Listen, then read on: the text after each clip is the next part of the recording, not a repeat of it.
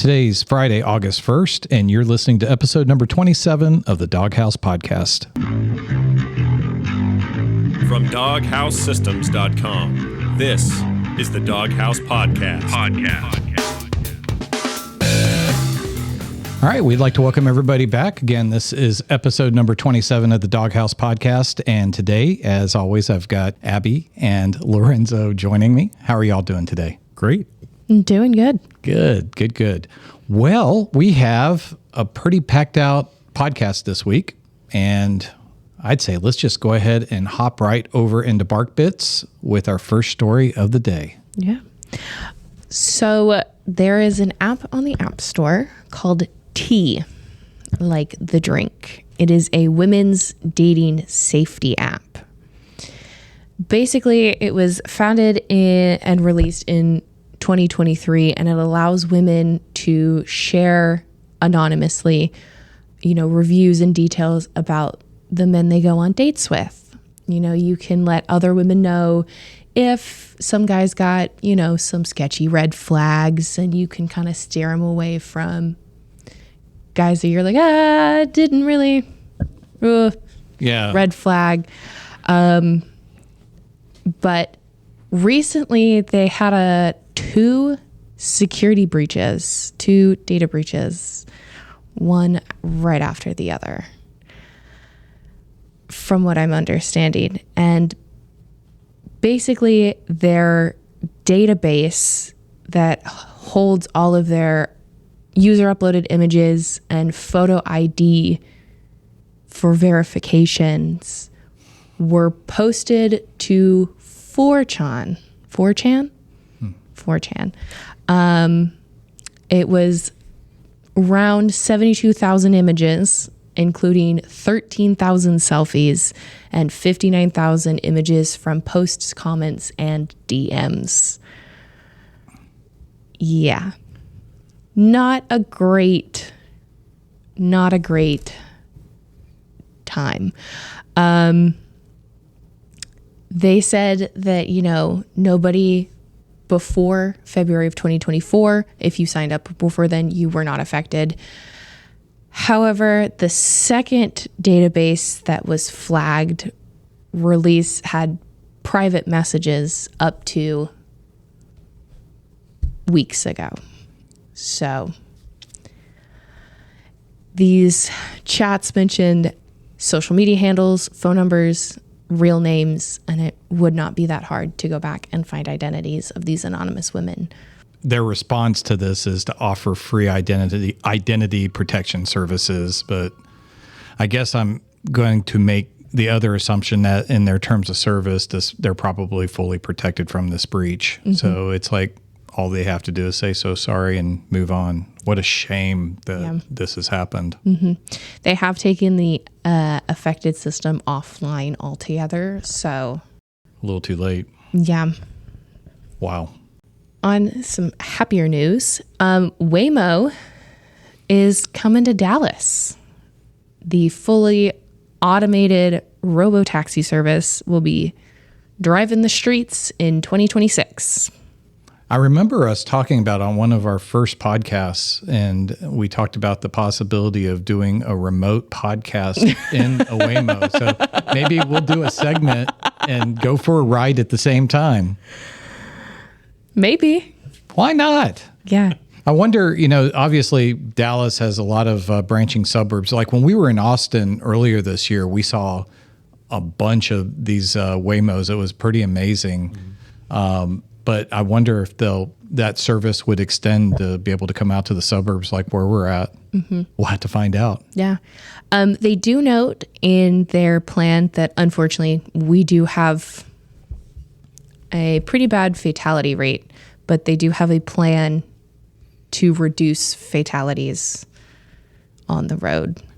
I guess for Waymo, it's sort of I would hope that they run the vehicles passengerless first to make sure they can actually navigate. I mean, I used to drive from far eastern DFW up to northern, like near Denton, if anyone knows where that is that's listening. And traffic is just crazy cutting through Dallas. It is. Yeah.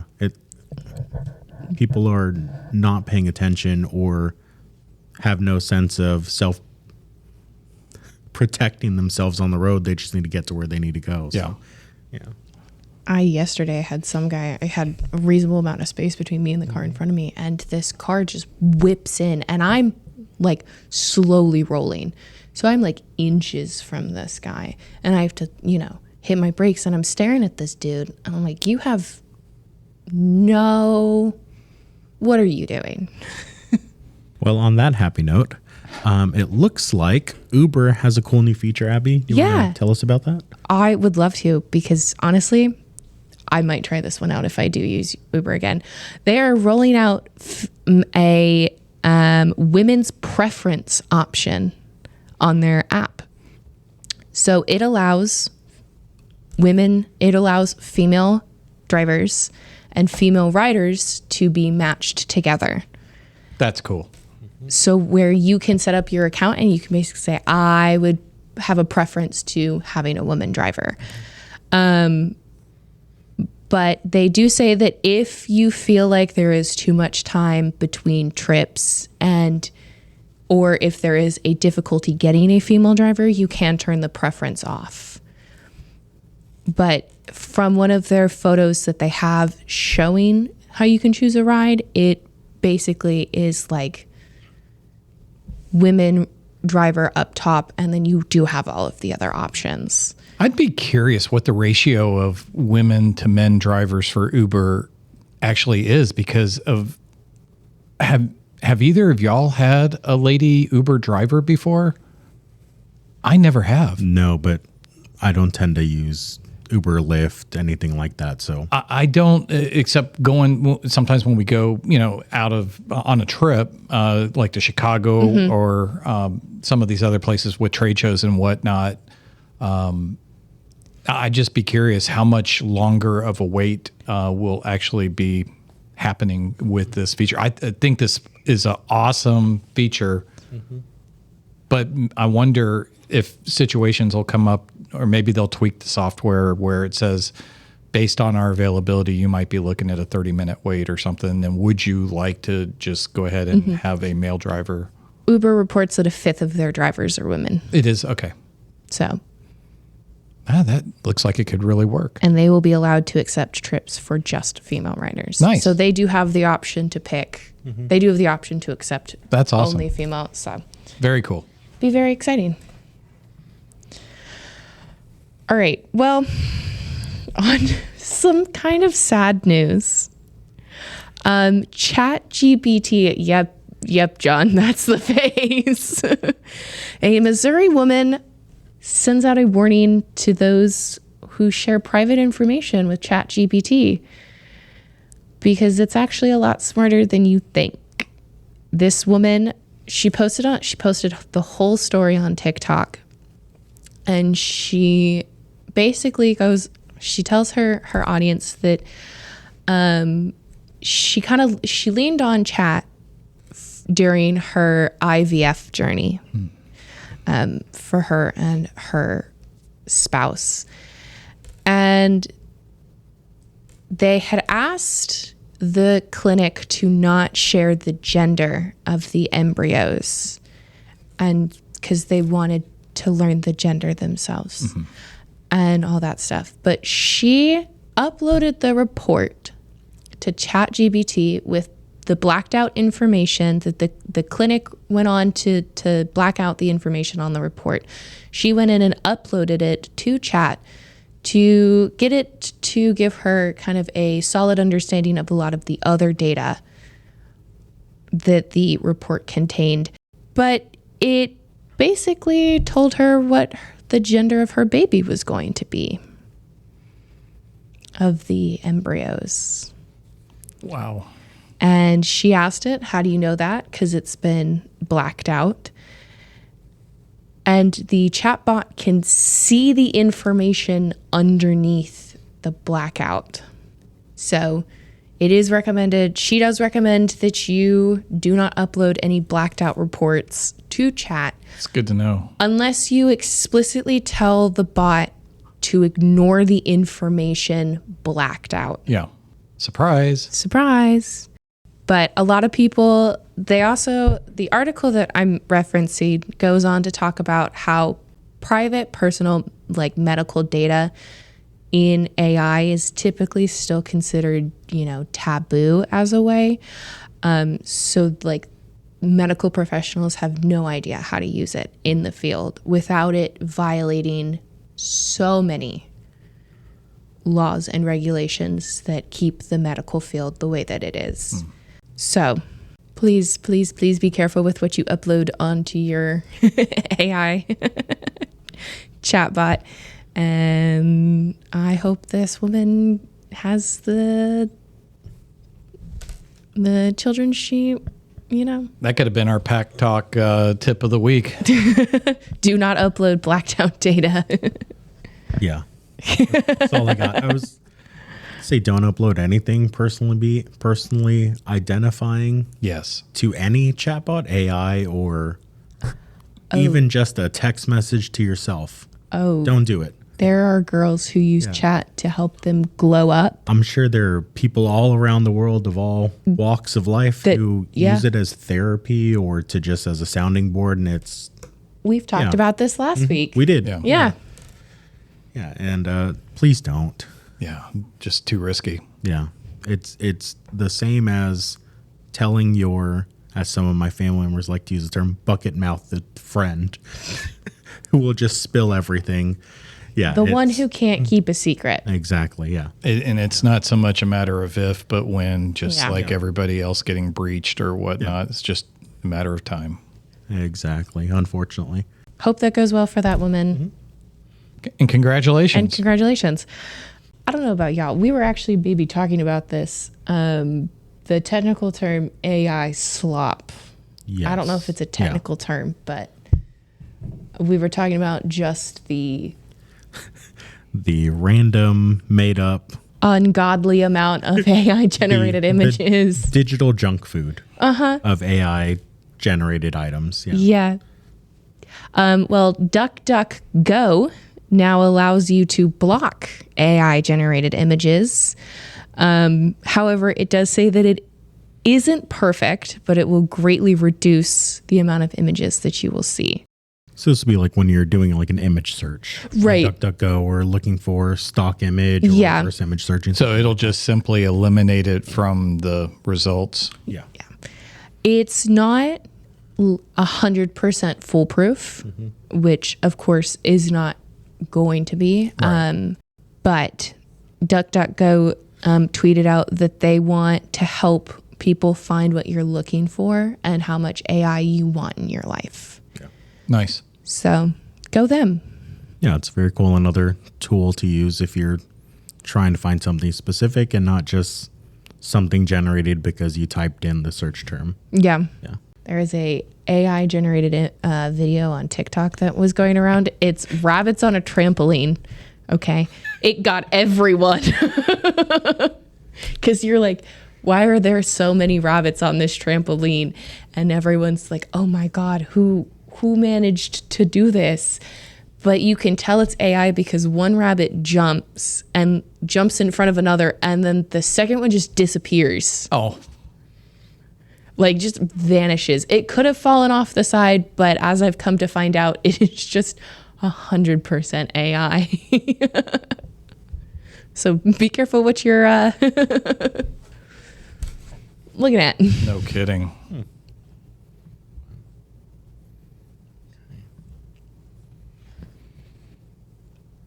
Are we going to do the Microsoft? Did you want to do that one about the movies? Cut it out. Microsoft gets out of the movie and TV business. Oh shoot! I totally forgot about that. That's one. okay.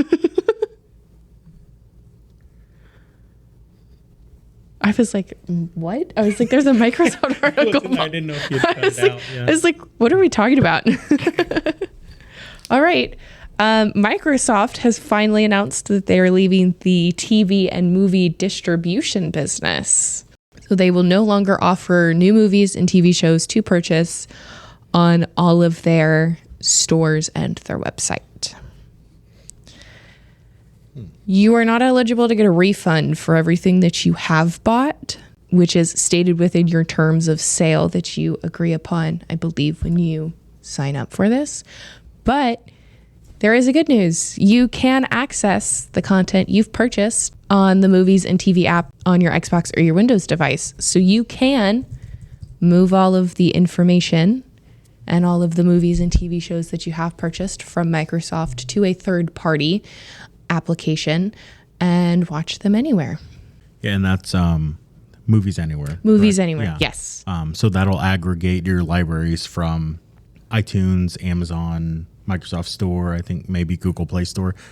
This did remind me, though, of the Google Stadia shutdown in 2023, I think. Sounds about right. 2023, where they actually, so you could purchase your games to play on their platform, and when they shut that down, they just issued refunds for all of the games you purchased digitally, which was pretty cool. Mm-hmm. I guess Microsoft's way out is to say you can still access them on Movies Anywhere rather than receiving a refund. So yeah. Mm-hmm. Yeah. However, not all major streaming platforms are integrated with Movies Anywhere. So Netflix, Hulu, Disney, basically all of them. Mm-hmm. I'm reading them out, all of them. Netflix, Hulu, Disney Plus, Max, Paramount Plus, or Peacock. You are not going to be able to access those.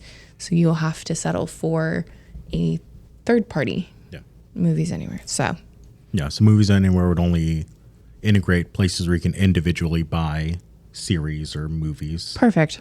Yeah. Or I guess license them to stream. A lot of Microsoft news this week. Speaking of Microsoft, I think, John, did you add this one? Yeah. One of the things that we want to talk about, we've been talking a lot, obviously AI, and getting us to where we're at, these AI data centers come at a cost in many ways. The amount of electricity that's getting used, and that's really another discussion that we could have.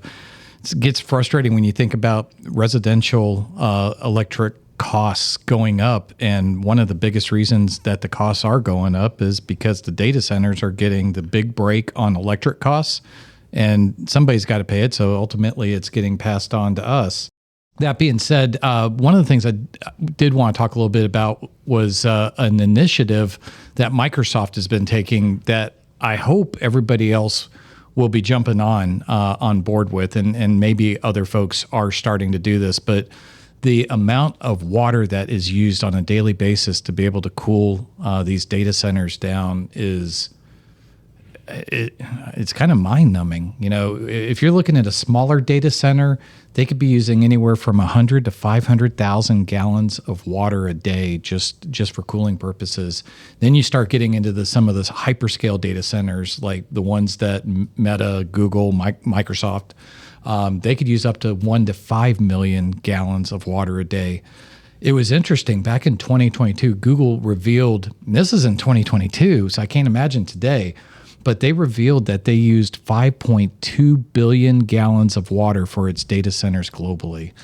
Mm-hmm. So hats off to Microsoft in this little story here, because they are essentially looking at putting together a closed loop cooling solution for data centers, for data center cooling. And I think that is pretty awesome. And honestly, I'm kind of blown away that they all didn't think about it to begin with. Yeah, we were talking a little bit before the podcast of why are we using evaporative? So spray water onto basically a big radiator and let the evaporation from that carry the heat away. Why would we use, I guess, cost? It really just comes down to cost, but the cost, especially to local communities that may have a limited fresh water supply. Yeah. So obviously they're not going to spray salinated water on their radiators to cool this stuff. So closed loop liquid cooling looks like the future for data centers, and we've had it in home PCs and our cars for decades now. Yep. And with the initiative that they are looking at, I mean, just the amount of water usage that they're going to be able to save, because again, once it takes a good chunk of water to get into the system. But I mean, we're maybe talking a day's worth on a normal data center anyways. But once it's in, then it goes through. It's just a no-brainer. So again, hats off to Microsoft for pushing this initiative. I just hope that the other big guys will start taking a look at doing the right thing moving forward as well. Google's 2024 environmental report says that worldwide their data centers consumed 6 billion gallons of water. Well, this new initiative that Microsoft's going to be setting with the new technology, they're going to start this in 2026. And they're going to be a couple of sites, one in Arizona and one in Wisconsin. So, you know that I don't believe Arizona's got an overabundance of water there. So, you know, thank goodness that they're doing this in some good places here. So I am truly hopeful that it's a success story that we could talk about next year. Well, moving on to other news. Bad news. Your ASUS software may be compromised or may have a backdoor built into it, allowing someone to gain root access to your system. Whoa. Good news. ASUS says it's all been solved. Just update your software. So if you're using, which unfortunately all of our systems ship with Armor Crate to control the RGB LEDs, open up Armor Crate, update it, and the issue has been resolved. At least ASUS has said that that's been resolved for Armor Crate, My ASUS, Driver Hub, as well as some of their routers as well. I'm going to make the assumption this will be a manual update that folks will probably have to do. Armor Crate's usually pretty good about Auto prompting you, updating. unless, like me, I'll admit, I turn off notifications on my desktop. Yeah, I don't want little pop-ups in the corner. So yeah, go check right now, open up Armor Crate or My ASUS or Driver Hub and update it. Yeah. Yeah, so a little bit of a scare, but it looks like they were able to get those updates pushed out within the week of that being discovered, which is good. They're staying on top of things. Yeah, for sure. Yeah, in less terrifying news, Is it? Oh boy. Microsoft Edge transforms into an AI browser with the new Copilot mode. So this is a new mode Microsoft is trialing. It's free for now. I think they haven't announced final pricing for when software is rolled out. Yeah, it's free for a limited time with usage limits on certain Copilot features. So this will allow Edge to help you track, organize, and research things. So for example, it can compare tabs to help you compare flight prices. It can, even if you give it access to your credentials, which again, please don't. But if you do, it can even book flights or restaurant reservations for you. A lot of things, but you're essentially giving control over your interaction with the website to Copilot. So it's cool. It's an experimental feature, but personally, I would not Can I turn it off? do that. You can just not use Edge. Oh, Yeah. Just don't use Edge. that's what I Use Chrome that's or what I use. use on my desktop. I'm sure as Man, It's an experimental feature Yeah. right now, so you probably would have to turn it on. probably. and then once it becomes a standard feature, you have to pay for it. So just don't pay for it. Those not Yeah. interested in the AI powered mode of Edge, it's optional and you'll be able to disable it. Yeah. Perfect. Yeah. And other actually really happy or good Microsoft news, or maybe neutral, I guess, toning my reaction down. Microsoft is revamping Windows 11 Task Manager and Taskbar. So on the taskbar, if you have a multi-monitor configuration, you'll now be able to interact with your contacts and quick action menu on all of your monitors once this update rolls out, which is kind of a nice little feature. And Task Manager will no longer report that a program is using 100% of your CPU if it's only using 100% of one core in the process tab. That's So- nice. Yeah, so they're changing the metrics for how they report CPU usage in the process tab. If you look at the resources tab, which shows you CPU usage, memory usage, storage usage, that's accurate. Okay. But in the process tab, where you just see one number, that 100% may just mean one core. It may mean all of your cores. So, oh wow, it's been a while since I've heard the ice cream van Yeah, I don't know if come it's around. picking Yeah. up on the mic, but we Probably have not. an ice cream guy. He came by like a month ago. Yeah. We'll be back in about 5 minutes, guys. And here's your ad free break. And we're back. So, ChatGPT, a lot of confusion, apprehension when it comes to AI in general and academia or schools allowing the use. So they actually have or are rolling out a new study mode, which is supposed to use the Socratic method. So ask, answer cycles to help you not only figure out the answer quickly, but retain that information to quiz you on it. So you give little check-ins. It looks like a very cool feature. I don't know that today's students are going to use this. So my entire time through high school, college, we used Socratic method. It was, what do you know about this? And then we go from there. Do you understand this topic? Let's apply it in a real world scenario. I think people nowadays just want the answer. I just bragged to people that I got through college without an AI bot. There you go. Yeah. Yeah, it looks very cool. And if you actually want to retain information or learn rather than just regurgitate a fact, pretty cool feature. That is. Yeah, so they're imagining it as a 24/7 tutor bot that never tires of your questions. So, which is pretty cool. The company spokesperson says that the risk for hallucinations is lower with study because mode apparently it's checking itself more frequently. because it goes through information in smaller chunks.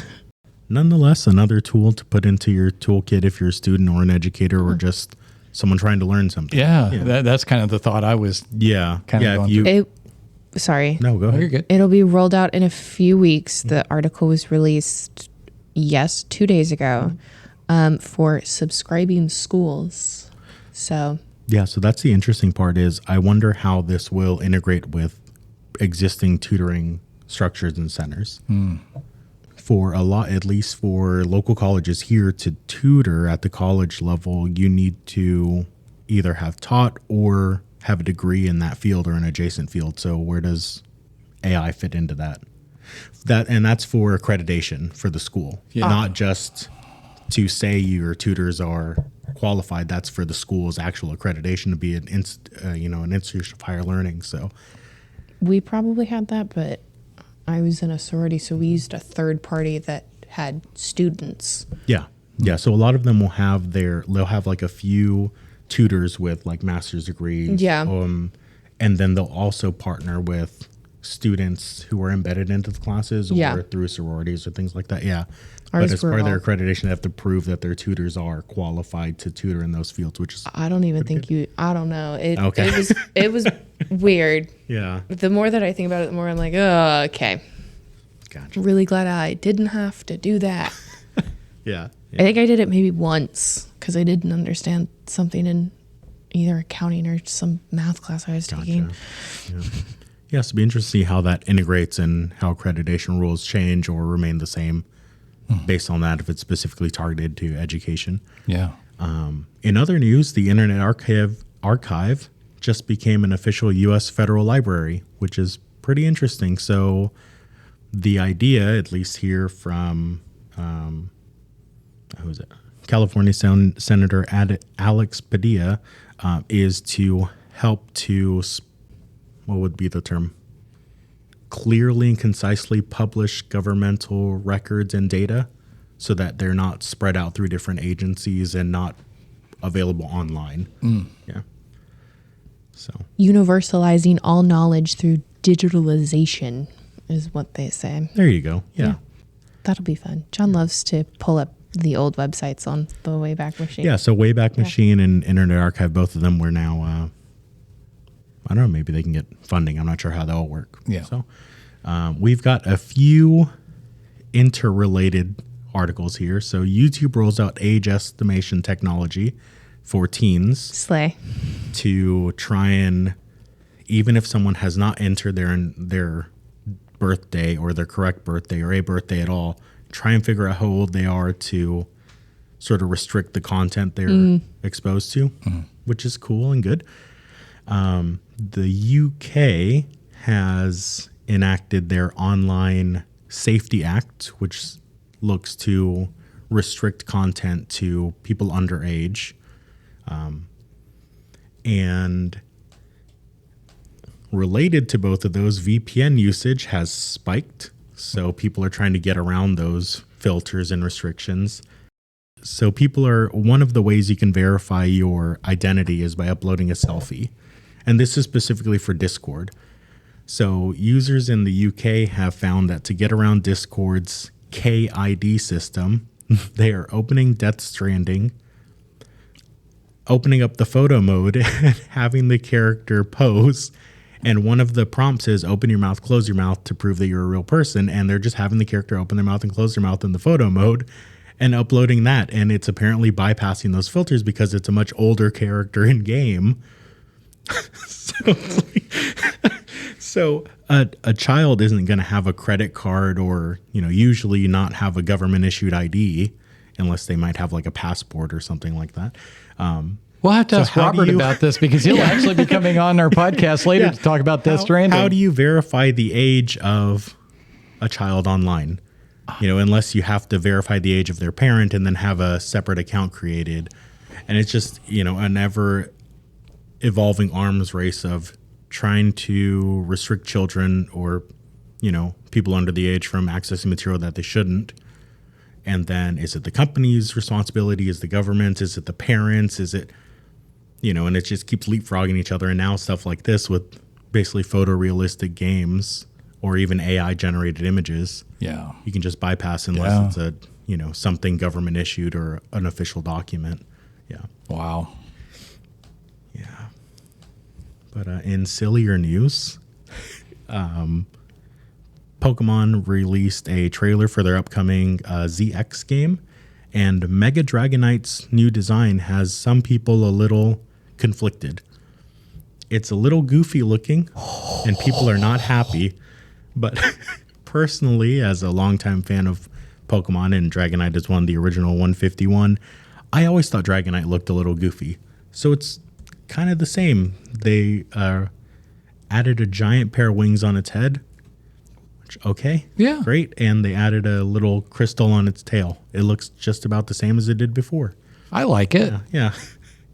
It works. It looks so cute. Yeah. Yeah. Yeah. Well, the problem is it's one of the strongest Pokemon, so people want it to look tough.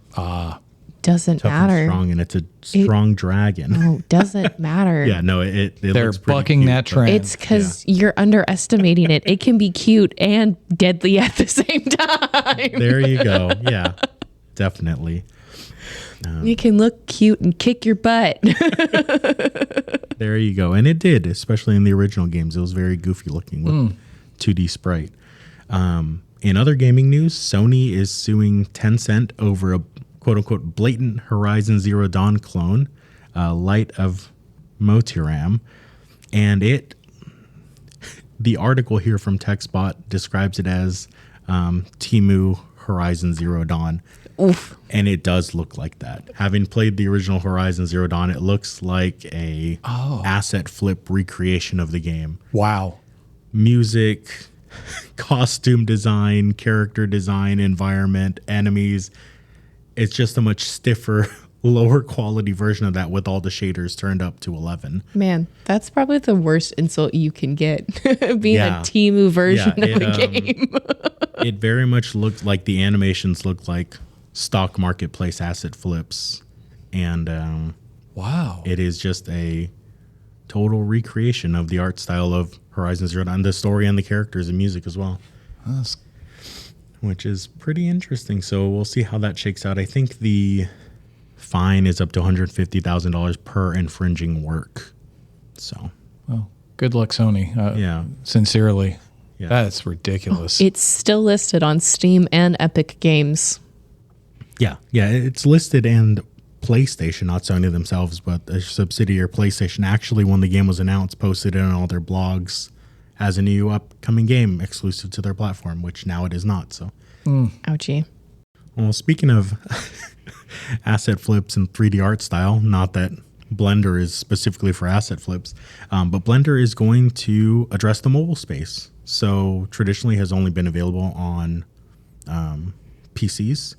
Now their first mobile platform is going to actually be iOS. So they're adapting it to work on, iPad OS, which will be pretty cool, and adding Apple Pencil support.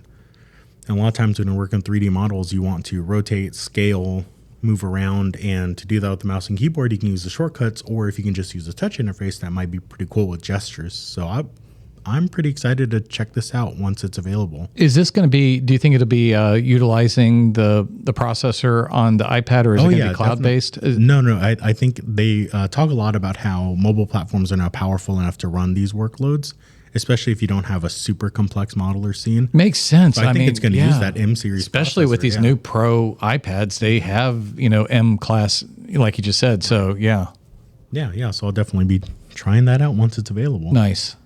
Yeah, and we've got 2 stories here, just sort of fun ones to end our news marathon on. The first is, yes, you can store data on a bird. Enthusiast converts PNG to bird-shaped waveform, teaches a young starling to recall the file at up to 2. They say 2 megabytes per second. It's a very hopeful 2 megabytes per second. But the way this worked is the gentleman took a hand-drawn image of a bird, converted that into a waveform that when played back and viewed, formed the shape of the drawing, played that sound for a young starling, a bird, and it then learned that to mimic that sound or song, and then sang that or played it back that was recorded, and the waveform showed the same image. Wow. Just pretty cool. That is. Usefulness? No idea, but it is very cool.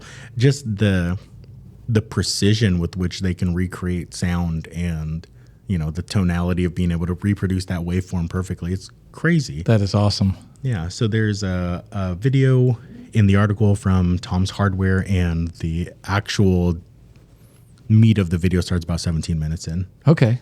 Yeah, and that reminded me of a experiment Jeff Geerling or Geerling Engineering did about 2 years ago, where he proved that a pigeon is still faster than the internet.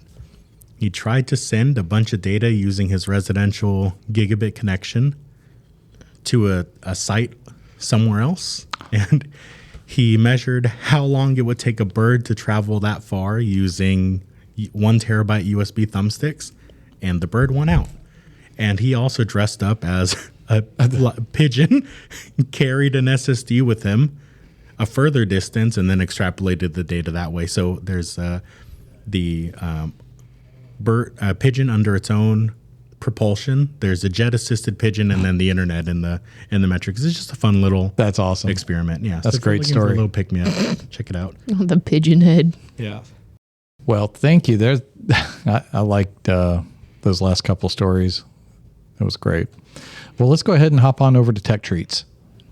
Yeah, I got 2 epic freebies for the week for you. I got Key Locker, a cyberpunk turn-based rhythm JRPG as an electric singer, Bobo.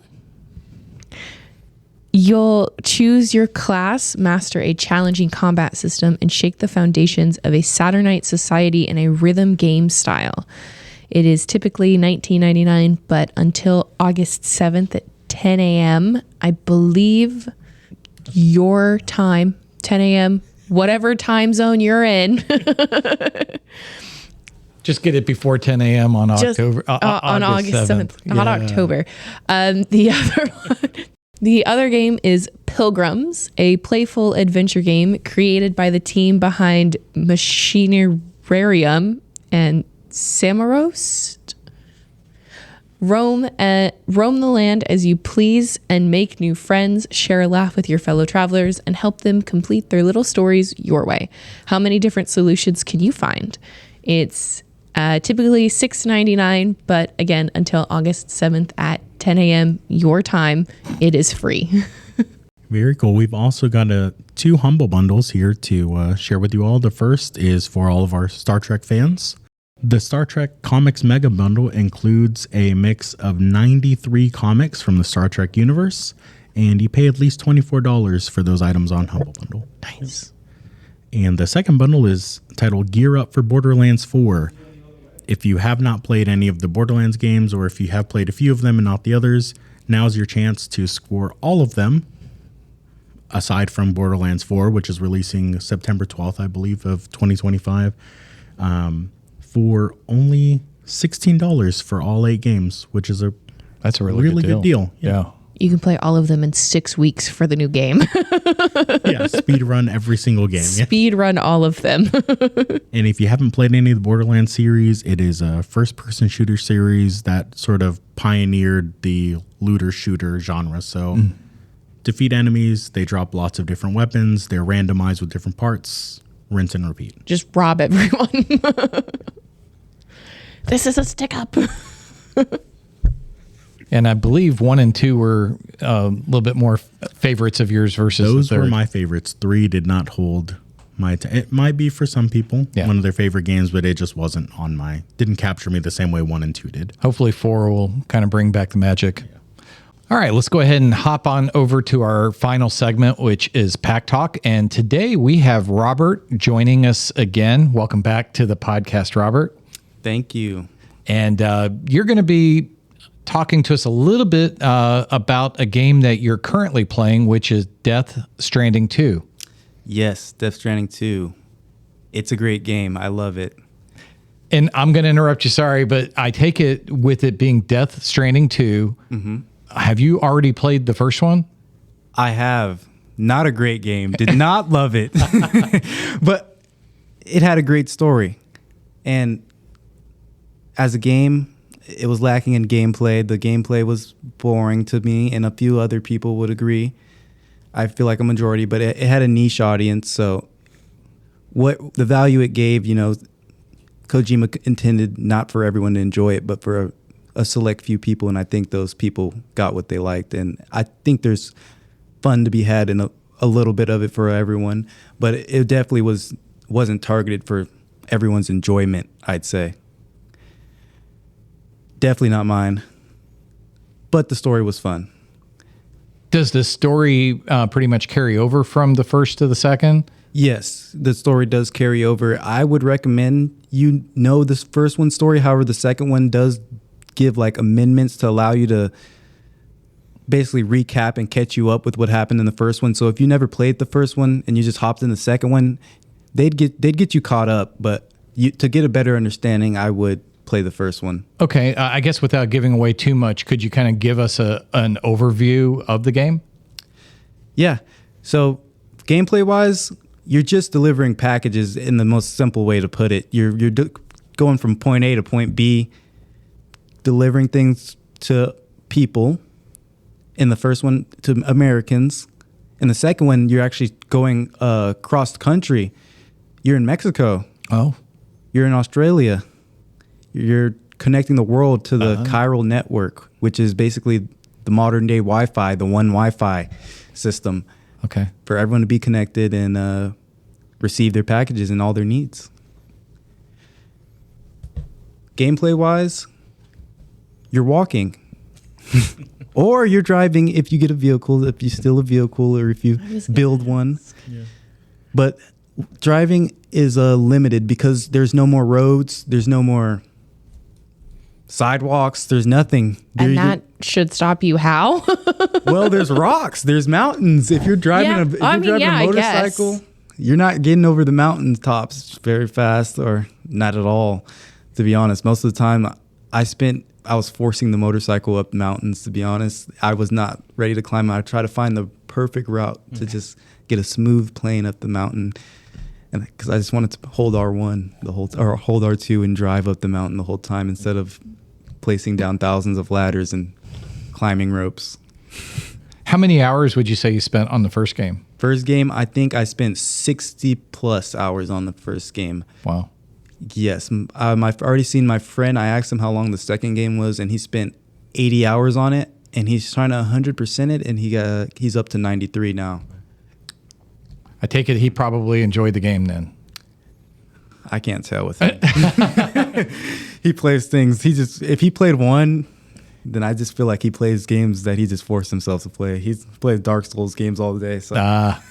And probably the desire to get the completion factor. Yes. Gotcha. He likes the 100% things. Are there any like bad guys in the... Yes, there's porch pirates. They're called mules. They try to find packages. They have a little sensor out for packages.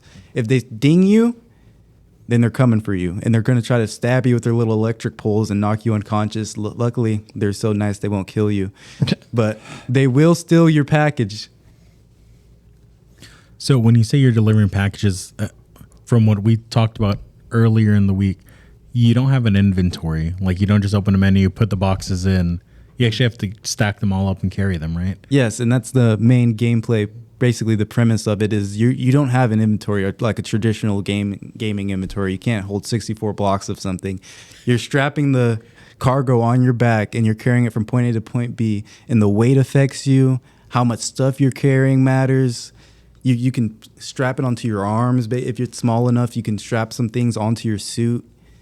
We're basically in the future, so you can get like add-ons to your character, like cybernetic legs to help you carry more weight or move faster. It's pretty interesting stuff, But for me, at the end of the day, I just see it as, okay, you're just helping me walk better.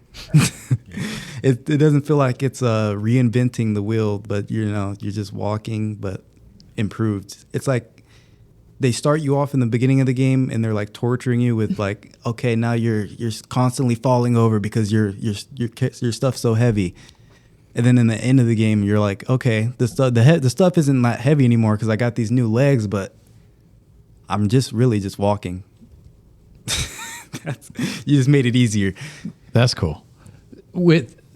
In relation to the new players that have never played the first, and we talked about this a little bit before, but what are your thoughts? Do you think they ought to just, based on the gameplay, and I know this will come down to your personal opinion, but do you think they might just be better off jumping right into the second game and skip the first?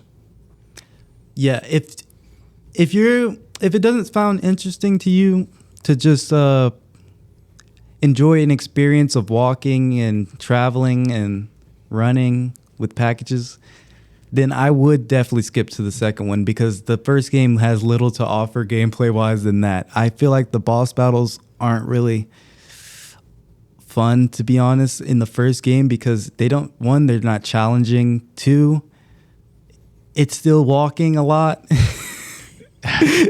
I've never seen the boss battle where I've just been running around the whole time and just walking from building to building and occasionally shooting. But yeah, second one, I'd say the first boss in that game already had me more excited than every other boss in the first game, even the final bosses and all that. Go ahead. Sorry. Yeah, so you're just better off skipping off to the second one if you're really worried about gameplay mostly. But I guess on the flip side, if you really get into maybe your non-traditional style game and might really be into that exploration mode, maybe that first one would be appealing to folks. So probably get it on sale for a good price and might be worth giving it a shot anyways. Yeah, it's a new genre of game. You should all try a new experience, see if you like it. Most people don't know until they try it. Some people can see off a glance, that's not for me. So maybe watch a video, see if you like and enjoy what's to offer, and decide for yourself if you want to purchase. Yeah, and I like what you said once before. I think it was before we recorded, but you're saying that, might be 2 out of 10 people like the game as opposed to not. But I think they were very vocal about how they like the game. So, if it's one of those, it could be a love-hate relationship, but if it happens to catch it right, it could be one of the best games you ever played, I suppose. Yeah. And apparently that was the producer Hideo Kojima's vision, was that he had people try the game, and he said if too many people liked it, then he was going to scrap it and start over, because that means that it's something that's already been made before. He wanted to make something entirely new. So when more people said that they didn't enjoy playing the game, he's like, okay, I'm doing something now. Let's keep going